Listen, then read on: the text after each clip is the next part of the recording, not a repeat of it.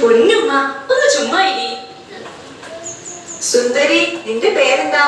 നിന്റെ പേര് സുന്ദരി എന്നല്ല, ബുദ്ധൂസേ. സുന്ദരി എന്ന് പറയണം. ആന്റെ പേരെന്താ?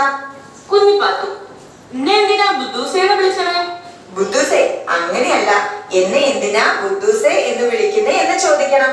എന്ന് ചോദിച്ചാൽ പെണ്ണിന്റെ പര്യായമാണ് ബുദ്ധൂസ്. എന്റെ ഇക്കാക്ക പറഞ്ഞതാ. നിന്നെ ഏത് ജാതിയാ? മുസ്ലിം. ഞങ്ങളുടെ മാതിരിയാ? അല്ല, ഞങ്ങൾ ശരിയായ മുസ്ലിങ്ങളാണ്. അല്ല ബുദ്ധൂസേ, നിനക്ക് ആന ഉണ്ടായിരുന്നു? ഇല്ല. എന്റെ ഉപ്പൂപ്പാക്ക് ഒരു ആന ഉണ്ടായിരുന്നു, വലിയൊരു കൊമ്പനാന. എന്റെ ഉപ്പൂപ്പാക്ക് ഒരു കാളവണ്ടി ഉണ്ടായിരുന്നു. അതിൽ അദ്ദേഹം കൂലിക്ക് സാധനങ്ങൾ കൊണ്ടുപോകും. അങ്ങനെയാ ഞങ്ങളെ പഠിപ്പിച്ചത്.